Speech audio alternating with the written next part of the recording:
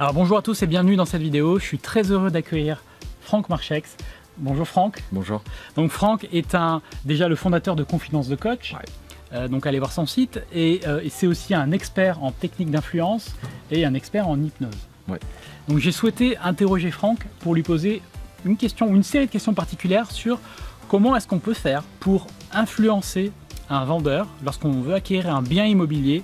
Quelles sont les techniques que l'on peut utiliser pour obtenir un meilleur prix, pour obtenir la vente et comment on peut faire pour créer quelque chose qui va nous permettre, nous, de faire une belle opération, tout simplement. Donc Franck, je voulais qu'on s'imagine, tu vois, qu'on se met dans la situation où on est en train de faire la visite d'un bien, d'un appartement ou d'une maison et il y a présent le vendeur ou l'agent immobilier, ça dépend des cas, alors ils n'ont pas forcément toujours toutes les infos, mais comment on peut faire pour lui poser les questions qui vont nous permettre, nous, de prendre de bonnes décisions. Donc par exemple, tu vois, les questions type quand on recherche un investissement, ça va être de savoir s'il y a un prêt en cours ou alors si le bien a déjà été remboursé. Dans ce cas-là, ça va permettre au vendeur de mieux baisser son prix. Comment on pourrait faire par exemple pour obtenir ce genre d'informations et d'être aussi certain que la réponse est honnête? Alors, le premier conseil, c'est de démultiplier votre faculté d'observation. Ça, c'est première chose fondamentale, c'est cette capacité à observer ce qui est en train de se passer dans l'instant. Et pour réussir à faire ça, le meilleur conseil, c'est de bien évidemment réussir à diminuer votre stress. Parce que plus vous allez être dans le stress, et moins vous allez être capable d'observer finement, parce que je crois que le terme important, il est là, c'est finement, ce qui est en train de se jouer chez l'autre. C'est-à-dire quand je lui pose une question et qu'il me répond, si je veux détecter ce qu'on appelle l'incongruence ou la congruence, c'est est-ce que ce qu'il me dit et la manière dont il me le dit sont raccords, ou est-ce que ce qu'il me dit et la manière dont il me le dit sont pas raccords. Et donc du coup, si c'est pas raccord, c'est que c'est pas vrai. Ou que, en tout cas, je peux mettre un gros bémol et je peux mettre un gros point d'interrogation sur la validation de ce qu'il est en train de me dire. Donc c'est que tu n'es pas sûr que la réponse qu'il te fait est juste. Est juste, tout simplement. Après, une fois que vous allez évidemment vous entraîner à détecter ce genre de choses, pensez toujours à reposer les questions plusieurs fois, à différentes étapes de la visite. Alors ça c'est un truc, ça peut mettre mal à l'aise parce que en tant qu'acheteur, on peut paraître dire on n'a pas écouté la première réponse. On n'a pas écouté la première réponse, on peut ne pas être tout à fait attentif, et c'est vrai qu'en fonction de la personne qui est en face de soi, ça peut être mal perçu parce que c'est une personne qui est très cadrée, légaliste, vraiment tout est très dans les règles et tout ça. Si elle vous a répondu une fois, elle ne va pas supporter de vous répondre 3 fois. Donc il va falloir une vraie subtilité pour poser la question, mais pas de la même manière. Donc vous pouvez poser la question à la personne en disant voilà, l'appartement est vide depuis combien de temps? Il est vide depuis 6 mois, on se balade, etc. Alors si je me souviens bien, l'appartement est vide depuis combien de temps? Et en fait, tout simplement parce qu'il y a eu tellement d'informations depuis qu'on a visité que c'est plus problématique de reposer la question. C'est juste que je suis en train de mettre à jour l'information que j'ai eue. Et là, vous allez voir si la personne vous dit exactement la même date, il y a de grandes chances que ce soit vrai. Si la personne a dévié un petit peu, ça paraît bizarre. Parce que du coup, si au début elle vous dit 6 mois et que 5 minutes après elle vous dit 5 mois, vous dites, vous m'aviez dit 6 mois tout à l'heure. Et si ça la met mal à l'aise, c'est encore plus douteux. Si par contre elle vous dit non, c'est 6 mois machin et qu'elle rentre dans des explications logiques, c'est cohérent. Ouais, là il n'y a pas de problème. Là où vous pouvez être encore plus sur la défensive ou en tout cas plus sur la réserve, c'est si elle met trop de détails. C'est là où on est aussi dans cette forme de très bonne écoute. Parce que pas assez de détails, ça peut paraître bizarre. Trop de détails, ce qu'on appelle une orgie de détails, c'est qu'il y a aussi du mensonge. Parce qu'un menteur a besoin d'en rajouter. Donc s'il donne trop de détails sur ah oui, machin est parti, parce que la grand-mère de l'oncle est partie, etc. Clairement un truc dont on n'a rien à faire dans ce type d'échange. Là aussi je peux mettre une forme un peu de... Ça paraît bizarre. Ouais, c'est une alerte, ça veut dire que cette info, on ne peut pas la considérer fiable. Et comme un mensonge, on ne va jamais le qualifier ou le repérer avec un seul item ou avec une seule interaction. C'est évidemment un ensemble d'interactions bizarres qui vont me faire dire un truc qui ne colle pas. Et il faut que j'écoute mon instinct, pas ma peur. Parce que si je suis premier acheteur ou si j'ai pas l'habitude d'acheter, du coup je peux écouter ma peur qui me dit achète pas, c'est pas bien, faut pas, etc. Machin, non. C'est dangereux, c'est risqué. C'est risqué. Donc il faut différencier sa peur de son instinct. Est-ce que la personne semble être honnête ou pas? Alors comment est-ce qu'on peut faire aussi pour faire en sorte que la personne dise la vérité? Enfin, en tout cas, pour augmenter nos chances. Parce que... Alors là, c'est très simple pour ceux qui savent le faire, très compliqué pour ceux qui ne savent pas le faire. Merci Franck de nous avoir sorti ça. Merci, au revoir. Au revoir, à bientôt, débrouillez-vous avec ce contenu. Non, tout simplement parce que c'est la capacité à rapidement créer du lien. Créer du lien. Créer du lien. C'est-à-dire que si vous voulez que la personne vous dise la vérité, il faut qu'elle se sente bien avec vous. Et si quelque part vous voulez qu'elle vous dise la vérité, un excellent moyen, mais un truc, mais d'une efficacité redoutable, avouez-lui un truc intime. Avouez-lui, vous, un truc intime. Il faut révéler quelque chose de soi. Révéler quelque chose de soi qu'on ne dirait pas forcément dans cette situation. Et tout n'importe quoi, ce que vous voulez, faites en sorte quand même que ce soit vrai, parce que vous allez là aussi vous être congruent, c'est-à-dire que ce que vous dites, votre corps, votre esprit le disent de la même manière, donc ça va être cohérent. Si vous dites un mensonge et que vous n'êtes pas habitué à faire du mensonge, c'est pas cohérent, c'est pas congruent, ça va se repérer et lui va se mettre dans un mode il est bizarre. Oui, il va dire la personne en face est bizarre. Je prends pas. Ouais, pas et comme on collabore avec des gens qui sont en bonne santé, on collabore avec des gens que nous aimons, hein, et qui nous ressemblent. Globalement, voilà les 3 étapes par lesquelles il faut passer. N'allez pas à un rendez-vous important de négociation enrhumé, ou boitant, ou ce que vous voudrez. Parce que ça vous mettra forcément, alors l'expression, hein, mais vous mettez une balle dans le pied tout seul. C'est la négociation. Bonne raison de boiter. Clairement. Et la négociation, elle part sur le mauvais pied. Oui, d'accord. Pas mal, hein. Moi je dis high five. Mais c'est voilà, c'est vrai, c'est ça. Donc ça c'est super intéressant ce que tu dis là. Donc y aller en bonne santé. Complètement. Ensuite, deuxième point, tu as dit. Alors il faut regarder la vidéo. Il faut remettre en arrière. Donc, deuxième point, c'est y aller. Tu as dit y aller créer, enfin ressembler. C'est le 3e, mais c'est pas grave. On va retrouver le 2e. Donc ressembler, ça veut dire quoi pour qu'on gagne du temps et que. Mais ressembler, c'est que vous allez pouvoir ressembler aux différents niveaux d'interaction avec une personne en face de vous. Quand on parle de différents niveaux d'interaction, c'est au niveau énergétique. C'est au niveau de votre positionnement. Donc énergétique, ça veut dire si on a une personne qui a beaucoup d'énergie, qui est énervée, il faut se mettre aussi en mode. Énervé. Ouais. Mais énervé dans mon interaction, pas énervé à l'intérieur. Parce qu'à l'intérieur, il faut que je sois en contrôle. Enfin, en contrôle. Donc que je sois calme. Moi, dans la réflexion, calme. Mais à l'extérieur, je peux donner l'impression d'être énergique. Ça veut dire parler de manière peut-être un peu plus forte, faire des gestes. Si lui il en fait, il faut que j'en fasse. Ouais. Ok. Si par contre je vois que ça te gêne, c'est que je suis trop en train de l'imiter. Et donc c'est du coup que ça me ressemble pas spécialement. C'est-à-dire que si je fais exprès de mais voyons quand même, alors que j'ai pas l'habitude de le faire, mais qui veut dire vous êtes sorti il y a longtemps là, du centre, du centre, vous avez votre petite note et tout. Parce qu'elle va sentir que c'est pas habituel, c'est pas cohérent, c'est pas normal. Donc il faut être vigilant à la fois je vais chercher à lui ressembler, c'est-à-dire énergétiquement je vais chercher à obtenir le même niveau d'énergie que lui, mais quand même en me ressemblant. Il faut quand même que ce soit dans mes limites habituelles à moi. Oui, c'est juste... C'est-à-dire ça va être ma limite haute de l'énergie. Mais en tout cas, il faut que je me rapproche de lui. Parce qu'on fait confiance aux gens qui nous ressemblent. Moi, je me souviens, quand j'étais beaucoup plus jeune, je passais des entretiens d'embauche en entreprise pour m'amuser. Pas pour être embauché, c'était pour m'amuser. Parce que j'expérimentais cette notion de j'ai envie d'être embauché. Et ça marchait bien parce que j'étais embauché dans plein d'endroits. Et plein d'endroits qui ne m'intéressaient pas, donc j'y allais pas. Mais parce que je me rendais compte que les recruteurs fonctionnaient comme ça. J'avais des lunettes de vue, plus de repos que de vue. Je mettais mes lunettes si mon recruteur avait des lunettes. Je me mettais dans une position plus cool si lui était dans une position plus cool. Je me mettais dans une position plus en énergie si lui était dans cette position-là.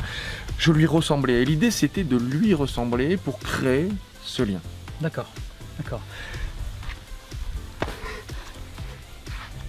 C'est pas grave, hein.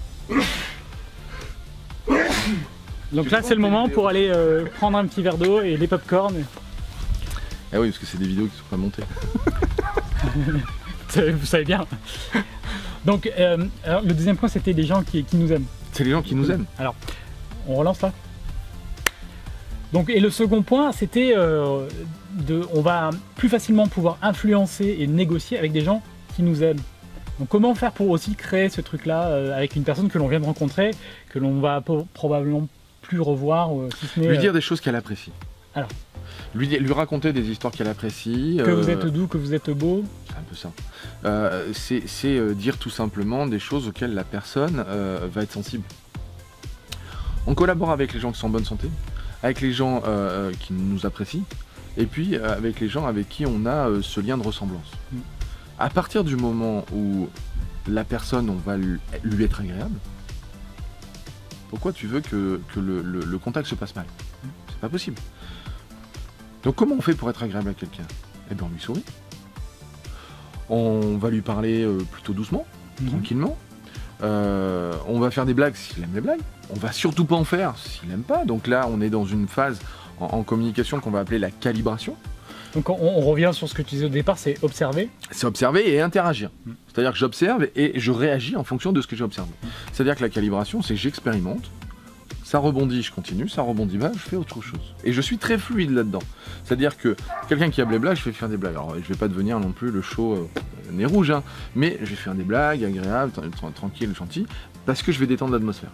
Parce que la personne, je sens qu'elle m'autorise à faire ça. Donc ça glisse. Si je sens que la première blague, je sens que la personne n'est pas disponible, elle n'est pas là, elle n'est pas ci, elle n'est pas là, pas de truc, remettez peut-être au lendemain le rendez-vous, feintez une prise de contact sur votre portable ou quoi que ce soit, où vous dites j'ai fait tomber mon portable quand on peut, et en fait faites celui qui vient de se rendre compte qu'il a oublié le portable là où il a pris son café, j'en sais rien. Vous pouvez tout faire, et ça ce sera facilement excusable parce que la personne se visualise totalement dans la même situation, donc pas de problème. Si vous vous rendez compte que donc encore une fois, le vendeur ou l'agent immobilier n'est pas disponible à l'instant, faites pas le rendez-vous, ça sert à rien, vous êtes en train de perdre du temps parce que c'est une chance supplémentaire de créer du lien qui est en train de disparaître. Donc ça c'est dans le cas où la personne n'est pas disponible. Elle n'est pas disponible. Tu fais des blagues, elle va pas, t'en fais pas, elle va pas non plus, enfin tu vois que ça va pas. Tu vois qu'il n'y a rien qui va. Tu vois qu'il n'y a rien qui va, qu'elle n'est pas dispo à l'instant. Elle n'est pas là, ou elle passe son temps au téléphone, ou elle n'est pas là, elle n'est pas avec toi. Ce que nous on va appeler la présence. S'il n'y a pas de présence, soit tu vas l'utiliser pour l'influencer, parce que comme elle n'est pas présente, ce que tu vas lui dire, en fait elle va l'enregistrer sans y être réfractaire. Donc ça peut être intéressant en termes de négociation de prix. Pour obtenir des infos. C'est-à-dire que tu vas poser des questions et tu vas pousser de plus en plus. La personne ne répond pas à la première question, tu la reposes. Et comme elle n'est pas dispo, pour que tu lui foutes la paix, hein, enfin en tout cas pour que moi je te foute la paix, tu vas finir par me répondre. Je te pousse de plus en plus. Même sur des trucs auxquels tu n'aurais pas forcément voulu répondre. Donc c'est pour ça que, à la question que faut-il faire quand on visite un bien, il n'y a pas de réponse.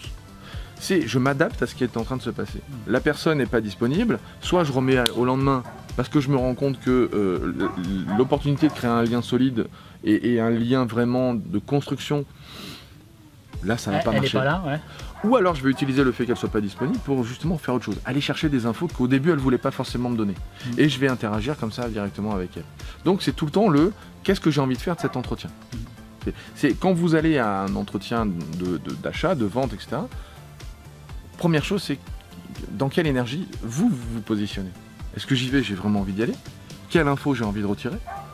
Qu'est-ce que j'ai envie de créer? Il y a déjà être clair sur effectivement quel est l'objectif, de quoi j'ai besoin comme info.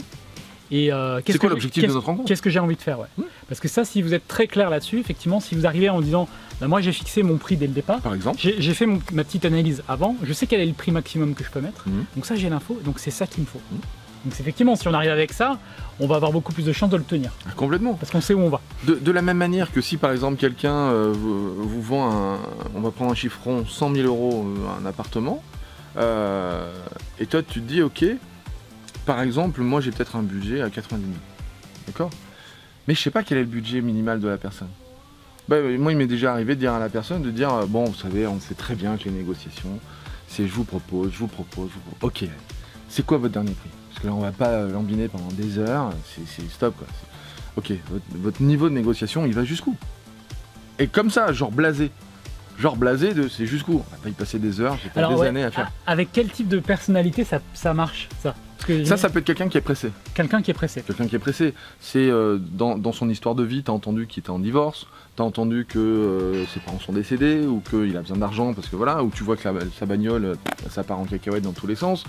Donc tu sais que c'est quelqu'un qui globalement va avoir besoin de mailles assez rapidement.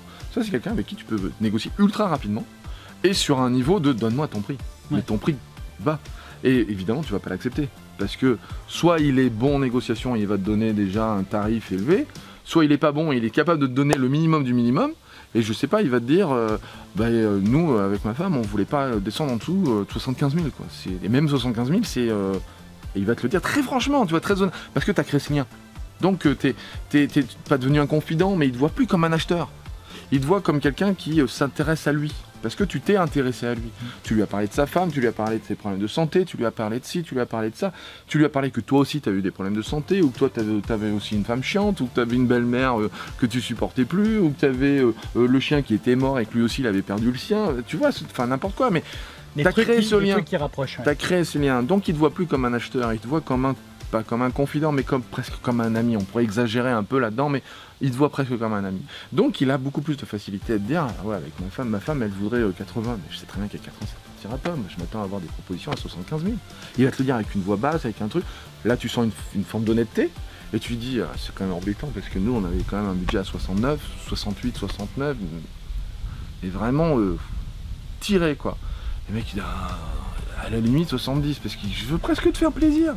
Il dit, à la limite 70. Et tu te rendais même pas compte, alors que ton budget est à 90, que tu étais sur un truc à 100, et que le gars il te propose un 70. Et il te propose pourquoi? Parce que tu l'as demandé. C'est juste parce que tu l'as demandé. Et tu l'as demandé pas en arrivant le matin et en disant, si je vous propose 70, vous dites quoi? Ah non, non, moi avec ma femme, il se sent fort de lui. Oui. Donc comme il se sent fort, ah non, non, non, non, non, non. Ouais, il va refuser la... Il va tout de suite refuser. Par contre, tu crées du lien, tu crées du machin, tu crées du truc, tout ça, et puis là, très, très simplement, lui dire... Bon, il y a toujours des phases de négociation dans un achat immobilier, donc on est dans des prix de ça aussi. Ok, 100 000 c'est le prix que vous proposez, enfin, que vous êtes là en train d'attendre les clients. Il va y avoir la phase de négo, c'est quoi votre tarif de négociation, quoi? C'est quoi votre marge de manœuvre? Moi il faut que je le sache, quoi. Et généralement ce qui se passe dans une négo, c'est le premier qui donne un prix a perdu, quoi. C'est un peu ça. C'est souvent ça, hein. Le premier qui découvre sa position, au final... C'est un peu comme au poker, ouais. Si tu lâches tes cartes, bah t'as plus rien pour dire et pour commencer à bluffer, quoi. Donc il faut pas donner de prix. Et à un moment c'est voilà mais là aussi il va falloir jouer de la subtilité avec une voix plus basse, avec une voix douce, une voix accompagnante. C'est bon, on sait très bien, il y a de la négociation, on est à 100 000, on a un truc, ok. Votre dernier prix, c'est quoi votre dernier prix? Oh non, mais faites-moi une proposition. Non mais attendez, je vais vous faire une proposition. Ok, allez, je vous fais une proposition à 95 000. Vous allez me dire quoi? Vous êtes à 100 000. C'est pas ça une marge de négociation. Et en fait, tu vas presque jouer un jeu de cartes avec lui, tu vois. C'est faites-moi une proposition. Oui, je vous fais une proposition, je le voudrais à 20 000. Ah, vous allez me dire non, parce que la marge de négociation, forcément, à 20 000, c'est pas votre prix. Donc c'est quoi votre prix? Et il faut surtout pas que vous arriviez à sortir le premier à un tarif cohérent. Ouais. Parce que sinon, c'est la base de départ. C'est l'erreur à ne pas commettre. Ah oui, parce que c'est la base de départ de la négociation. Si moi je lui propose 80, bah lui il a plus qu'à dire 95. Et moi je vais dire 85. Et lui il va dire 93. Et c'est moi qui vais pousser de plus en plus haut. Enfin voilà, mais je suis en train de perdre. Tandis que si lui il part d'un prix, il va me dire 90. Je vais dire, bah, attendez, vous plaisantez. C'est pas une marge de négociation de ça. Et je le dis avec du sourire, avec de la connivence, avec du truc. C'est pas une marge de négociation, ça, c'est 10 000, c'est même pas les frais de notaire. Et en plaisantant comme ça, les mecs ils vont commencer à dire ouais bon c'est vrai, on avait... mais bon on voudrait quand même pas. Mais dites-le. Si ça se trouve c'est même pas mon budget. Alors, et quand tu te détaches un tout petit peu du bien, c'est un peu le système je te fuis, tu me suis, je te fuis. Tu vois, si tu montes d'un coup, tu es un peu moins intéressé, il aura moins de difficulté à te dire le prix. Parce que du coup, il a un peu moins peur que tu sautes dessus. Oui. Donc à un moment, de lui dire ouais, il est super beau, mais bon, c'est vrai, c'est peut-être pas dans notre budget, donc je sais pas, votre marge, elle est où, quoi. Et en fait, de tenter tout le temps d'obtenir ce prix par de la manipulation et l'influence, quoi. À différentes manières, à différents moments. Peu importe, il faut que tu l'obtiennes. Ouais. Et quitte à partir sans l'avoir.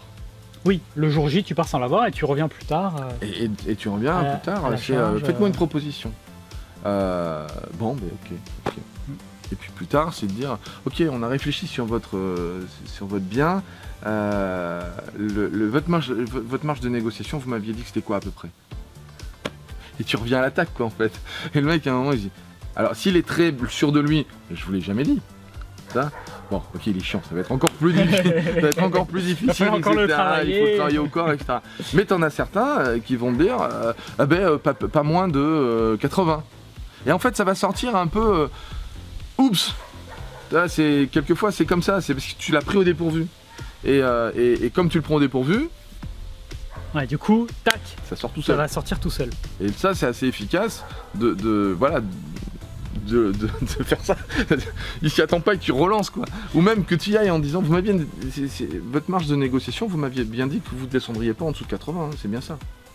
Je propose, tu dis un mensonge pour obtenir Oui, une vérité. c'est ça. Mais peu importe ce que tu fais, tu vois, l'idée dans l'influence et dans les techniques d'influence ou de manipulation, c'est peu importe ce que tu fais, faut le faire. C'est-à-dire, peu importe ce que tu fais, il faut l'expérimenter. Il faut être dans l'interaction et dans Il l'expérimentation. faut être dans l'interaction, dans l'expérimentation, faut l'essayer, il faut le tenter. Et puis il faut jouer, et puis il faut prendre des noms. C'est à un moment, le mec il voudra jamais te le dire. Bon, mais tant pis, tu le sauras pas. Mais même par mail, moi il m'est arrivé avec un gars qui voulait vendre un immeuble, il m'envoie le prix, tout ça, et c'est quoi votre prix? Faites-moi une proposition. C'est quoi votre prix? Faites-moi une proposition. Je reste silencieux 3-4 jours, le mec il m'envoie un mail, il me fait le prix c'est 400 000. Parce qu'il était dans le silence, il était dans le truc, il savait pas. Comme moi, je n'étais pas relancé. Alors que je lui avais envoyé quasiment pendant 3 jours, je lui avais envoyé 3-4 mails pour demander des infos sur le truc, des surfaces, des machins, des trucs, des ci, des là. Et dans l'annonce, il y avait prix à débattre, faites proposition. Et je voulais pas faire de proposition parce que faut pas faire de proposition. Je lui disais, c'est quoi votre prix? C'est quoi votre prix? C'est quoi votre prix? Non. Et à un moment, plus rien. Et comme la différence était tellement intense entre eux pendant 3 jours, je le harcèle de questions, puis d'un coup, il a plus de nouvelles de moi pendant 3-4 jours, c'est lui qui a pris peur. Et comme globalement des acheteurs, il n'y en a pas non plus qui courent. La peur a changé de camp, comme on dit. La peur a changé de camp, c'est exactement ça. Et du coup, il m'a envoyé un mail et il y avait juste 400 000. D'accord. Genre, le gars a gassé. Il a lâché son prix. Il a lâché son prix. Ouais. Et là, on démarre sur de la négociation. Et là, je peux lui dire, attendez, Comment pour l'immeuble, pour le machin, pour le truc, 400 000, c'est pas un prix. C'est une plaisanterie. Et là, on peut partir chaud bouillant, quoi. Hein, tu peux faire ce que tu veux. Encore une fois, parce que l'idée, c'est, même si on achète émotionnellement, l'idée, c'est de ne pas être... Tu vois, on dit souvent, il faut acheter il faut avoir un coup de foudre. Mais le coup de foudre, il est dangereux. Parce que si tu es amoureux d'un truc, tu acceptes plus facilement des choses. Quand tu investis, il ne faut pas avoir un coup de foudre. C'est ça. Tu vas avoir un coup de foudre pour le bien, l'opération, mais par contre, il faut vraiment être... Il faut rester à un niveau de réflexion. Voilà, hyper rationnel sur le prix. Complètement. C'est un facteur très important dans l'investissement. Donc distancié. Ce qui fait qu'il y a un moment, voilà, le mec il dit 400 000. Moi, j'ai aucun problème à lui dire non, ça peut pas être votre prix. Ça s'appelle une plaisanterie. Et le mec il dit pourquoi vous me dites ça? Tout simplement parce que fait des recherches, t'as l'immeuble il a tel prix, t'as l'immeuble il a tel prix, t'as l'immeuble il a tel prix. Donc là il faut argumenter. Il faut que tu dis ton... Voilà, faut avoir des arguments à opposer. De toute façon, je connais pas un bon influenceur ou un bon manipulateur qui n'a pas comment dirais, qui a pas cette capacité à rebondir. Oui, c'est ça, pouvoir être dans l'interaction, avoir des éléments à remettre dans la conversation. Il faut toujours avoir des éléments. Qui soient. Alors après, on tombe dans de la manipulation où tu vois, on fait des manipulations bienveillantes ou manipulations pas très bienveillantes. C'est quelquefois les trucs que tu annonces, ils sont pas vrais. Mais c'est pas grave, hein, on est là pour faire du business, donc t'es pas un médecin. Hein, donc voilà, c'est quelques informations que tu vas donner, elles sont là pour obtenir ce que tu veux. C'est pas gentil. T'es pas là pour être gentil. Alors, il y avait une dernière question que je voulais voir avec toi. Ouais. C'est, il y a une phase assez critique. C'est donc tu vois, t'as obtenu le prix minimum. Vous êtes d'accord sur ça. Tu vas faire une offre. Donc l'offre, c'est on va rédiger une proposition écrite. Donc on n'est plus à l'oral, on est à l'écrit. C'est un peu plus engageant. Ça formalise un peu les choses. Comment faire? Comment augmenter nos chances pour que le vendeur accepte ton offre? Alors, pour que le vendeur accepte ton offre, on va revenir sur le phénomène dont on parlait tout à l'heure. Il acceptera beaucoup plus ton offre s'il se sent bien avec toi, si tu as créé un lien avec lui. Et en fait, ce qu'il faut, c'est que quelle que soit la personnalité du vendeur, que ce soit un cartésien, un pur comptable, c'est-à-dire le mec, le bien, c'est un investissement. Rationnel. Eh bien, il faut que tu lui parles en rationnel. Et qu'il se sente bien avec toi parce que tu lui parles en rationnel. Eh bien, même si ton prix est un petit peu plus bas qu'un autre, qui lui ne va acheter que par émotion, que pour de la famille, du machin, du truc, il se connectera moins avec sa vision des choses, donc il aura plus de facilité à accepter la tienne. Donc si c'est quelqu'un de rationnel qui a fait un investissement, tu vas lui dire, moi c'est un investissement. Moi c'est un investissement. Et tu vas lui dire, voilà, moi je vise tel type d'opération, complètement. Je vais l'exploiter de telle manière. Complètement. Et là évidemment, il faut s'y connaître un petit peu. Oui. Hein, tu peux pas jouer à l'expert financier si tu n'en es pas un. Donc fais-toi accompagner d'un expert financier pour Pourquoi? Parce que le mec, il va repérer, il va se dire, ouais, ce mec, c'est pas un con parce qu'il fait appel à quelqu'un qui connaît le business. Donc en fait, c'est peut-être pas toi qui va accrocher avec lui, mais c'est peut-être qu'il va accrocher avec l'expert. Mais laissez-les accrocher. Tu vois, laisse-le accrocher avec l'expert, laisse-les devenir potes. Super. Du coup, c'est eux deux qui vont négocier. Ouais, ou je pense si tu viens avec un entrepreneur qui va rénover. Ou un entrepreneur qui va rénover. Juste pour montrer que tu es sur un projet. Que tu es sur un projet. Tu as un projet sérieux, tu as ton idée. Que ça lui ressemble à lui. Ouais. Il se projette en toi. Donc, quelque part, il va avoir de la facilité. Après, si tu es un jeune, c'est encore plus facile d'acheter un vieux. Parce que du coup, montre-lui, voilà. Moi j'ai envie de devenir comme toi. Ouais, c'est ça. Alors ça, le mec, il est mentor quoi. Si tu lui fais jouer le rôle de mentor malgré lui presque. Malgré lui. Ça peut marcher. J'ai envie. Finalement, tu peux placer une phrase comme dire j'ai un peu envie de faire comme vous. Finalement, parce que vous l'avez depuis tant d'années. Moi, je rêverais. Et je l'ai fait avec un mec il y a pas très longtemps à Limoges. Il m'a fait visiter plusieurs appartements et à un moment on discute à l'extérieur et puis je lui dis mais vous m'avez fait visiter ça. Vous avez plein de biens. Il dit ah ouais, j'ai commencé avec ça. Je dis mais moi, faut que vous me fassiez visiter vos immeubles parce que moi je rêve d'investir sur tel type d'immeuble. Le mec il me dit mais j'ai exactement ce qu'il faut. Il faut absolument que vous m'appreniez quoi. Montrez-moi comment vous avez démarré. Le mec il m'aurait filé la lune, tu vois. C'était parce que j'avais créé ce lien. Ouais. J'avais créé le côté il a envie de transmettre. Parce que voilà, certaines personnes passées un certain âge, elles sont dans ce besoin de transmission. Elles ont des enfants, mais que ce soit pas forcément qu'à leurs enfants. Oui. C'est transmission au reste, tu vois. Utilisez-le quoi. Enfin, on est toujours dans cette notion de manipulation. Donc il y a le cartésien.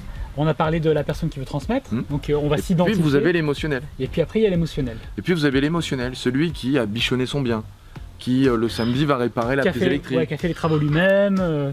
Qui vient toutes les semaines voir si tout va bien, s'il n'y a pas la peinture qui a pris une tâche. Eh bien à ce moment-là, ça va être de jouer l'émotionnel. C'est-à-dire de lui dire, voilà, moi ce bien je l'achète parce qu'il est beau quoi. Il a une âme. Il a une âme, vous avez réussi à transmettre un truc incroyable, c'est comme une forme d'univers dans ce truc-là. Alors, tu le joues, tu le surjoues, peu importe, mais il faut que ce soit cohérent. Il faut que ce soit cohérent, faut pas en faire trop. Faut pas en faire des caisses, sauf s'il aime. C'est toujours pareil, c'est une question d'observation subtile. Mais s'il aime, tu le fais. Et de jouer ce lien avec le truc en disant... Et pareil, moi j'adore aller comme ça sur des biens, ça fait pas 10 ans, mais ça fait au moins 5-6 ans qu'on visite des biens avec ma compagne et que je joue comme ça avec les acheteurs. Et on se rend compte qu'en fait c'est incroyable la manière dont c'est facile d'influencer comme ça des vendeurs en allant simplement dans leur sens. Ouais. Et on est tombé sur un petit immeuble où il y avait en fait 3 appartements sur 3 étages qui étaient que des appartements pour des jeunes étudiants. Parce que Limoges, il y a quand même beaucoup d'immobilier quand même orienté étudiants. Et le mec a tout fait parce que c'était un entrepreneur. Il a sa propre entreprise, donc en fait il achète des trucs pourris, il refait tout à l'intérieur et il revend par la suite. Et il y avait vraiment du goût. Et il nous a fait visiter avec sa femme, qui était super fière de dire, ben voilà, moi mon mari, je lui dis de faire ci, je lui dis de faire ça, je lui fais le machin. Qui c'est qui vend là? C'est le mari ou c'est la femme? Ben, c'est la femme. C'est la femme, ouais. C'est la femme, pourquoi? Parce que le bien il appartient au mari et ça appartient même à son entreprise, parce qu'il fait des plans d'investissement comme ça. Mais c'est la femme qui a le... Voilà, moi j'avais décidé de faire un petit truc cocooning parce qu'on a une petite étudiante, c'était plus facile pour elle et tout ça. Donc voilà, ils avaient monté le truc. C'est elle qui a géré le projet, c'est elle qui va prendre la décision sur... Donc en fait je lui dis, ah oui, donc si je comprends bien, cet appart-là, vous l'avez vraiment conçu pour une jeune femme, quoi, en fait, une jeune étudiante. Ah ben oui, vous avez tout compris, parce qu'on a fait ça, c'est génial. Et ça c'est super parce qu'en fait, quand c'est très orienté. Et en fait, et moi ce que j'avais décidé de faire à ce moment-là en discutant avec elle, c'était de lui expliquer techniquement pourquoi c'était très intelligent qu'elle ait fait ça. D'accord. C'est de lui dire, super intelligent. Tu confirmes son choix, quoi. Exactement. C'est comme n'importe quel produit. Plus le produit il est bien focus sur la cible à qui j'ai envie de la vendre, plus facilement je vais le vendre. Donc c'est génial ce que vous avez fait parce que du coup, moi, je vais avoir beaucoup plus de facilité à louer cet appartement. Parce que je vais le proposer à des jeunes femmes. Et parce qu'il est fait pour des jeunes femmes. Donc c'est beaucoup plus facile du coup. Donc c'est génial quoi. Ouais. Tu vois, t'as pas besoin d'en faire des caisses, t'as juste besoin de lui dire le choix que vous avez pris il est bon. Ouais, c'est ça, de faire juste une phrase ou deux. De maintien et ensuite d'engrenage. C'est-à-dire ça va de plus en plus loin. Et ça on l'a fait quasiment pour chaque étage. Et chaque étage avait sa raison d'être. Et en fait, au dernier étage, il y avait aussi un étudiant qui lui avait une mezzanine, tout ça, donc il avait tout prévu pour cet étudiant-là. D'accord. Donc ils avaient, tu vois, chaque étage avait sa raison d'être, avait vraiment comme une âme un peu personnalisée dans cet immeuble-là. Et ça, c'était vraiment très bien conçu de la part de la dame. Donc moi, mon rôle d'acheteur, ou potentiellement d'acheteur, c'était d'abord de créer du lien avec elle, en lui disant ce que vous avez fait c'était intelligent, ce que vous avez fait c'était réfléchi. Donc tu as observé quelque chose, et je l'ai utilisé. Tu l'utilises, tu le nommes, tu fais juste dire ah j'ai observé que... C'était très factuel, hein. C'était j'ai vu que cet appartement il était quand même plus féminin, que celui-là était plus masculin, vous avez décidé de faire tel truc parce que votre décision c'était de faire ça. En fait c'est hyper intelligent parce que moi je fais des formations dans tout ce qui est plutôt vente, j'aide les vendeurs à mieux vendre, etc. Et souvent ce qu'on leur explique c'est que il vaut mieux construire un produit avec une cible précise plutôt qu'un produit qui touche n'importe qui, parce qu'en fait ça parle, voilà. Et comme on dit, un produit qui parle à tout le monde parle à personne. Donc là vous avez fait un appartement qui est féminin, donc qui s'attache plus à des personnalités féminines ou à des jeunes femmes ou à des étudiantes, etc. Donc moi je me projette beaucoup plus facilement en tant qu'acheteur dans un produit qui est facile à vendre, enfin facile à louer, plutôt qu'un produit qui est pas facile à louer. Donc c'est génial. Et la dame, elle est valorisée, et comme 98% des gens que vous allez rencontrer, ils manquent de reconnaissance. Donc donnez-leur de la reconnaissance, ils vont vous aimer. Et on retombe sur un des plans de les gens aiment qu'on les aime. Et ils vous aiment parce que vous les aimez. Donc donnez-leur de la reconnaissance, ils vont vous adorer. D'accord. Donc avec un acheteur, le meilleur conseil, c'est faites en sorte de créer du lien. Créer du lien et d'être dans une alliance plutôt qu'une opposition. Jamais. De ne pas le voir comme un ennemi qui va essayer de vous arnaquer, de vous vendre le truc trop cher. T'achèteras jamais à personne si tu es dans le conflit. Donc c'est d'être vraiment dans cet état d'esprit de faire quelque chose ensemble. Ouais, voilà. Tu vas acheter mal, ouais. Tu vas faire une mauvaise affaire. Tu feras une mauvaise affaire. Ok. Donc fais-toi un pote. Ok. Un bon bouquin, Dale Carnegie, Comment se faire des amis. Comment se faire des amis. Le sous-titre et influencer les autres. Et ouais, faut pas l'oublier. Qui va parler de tous les principes pour créer un lien et faire en sorte que la personne vous apprécie. Et donc c'est très utile quand on veut négocier quelque chose. Il faut créer ce contact positif, presque bienveillant avec l'autre, parce qu'il va prendre du plaisir à vous vendre le produit. Écoutez, voilà ce que Franck avait à vous dire. Je pense qu'il y a énormément de valeur dans ce qu'il a raconté, dans les outils, les exemples qu'il a donnés. Je pense que c'est hyper riche. Si vous utilisez ça en situation, je pense que vous allez pouvoir faire de belles négociations très facilement. C'est assez amusant à faire en fait quand on fait ça sur le terrain. C'est marrant. Ça fait partie du jeu. Donc merci beaucoup Franck pour tout ce que tu as partagé. Avec grand plaisir. Et donc on te retrouve sur Confidence de Coach. Tout à fait. Pour ceux qui veulent davantage de conseils sur l'influence, la persuasion, le coaching. Influence, persuasion, communication. Comment mieux interagir avec l'autre. C'est des conseils pour améliorer, on va dire, son intelligence communicationnelle. C'est le fun. C'est fait pour. Merci beaucoup et avec grand à plaisir. bientôt. Merci Mickaël. Merci. À bientôt.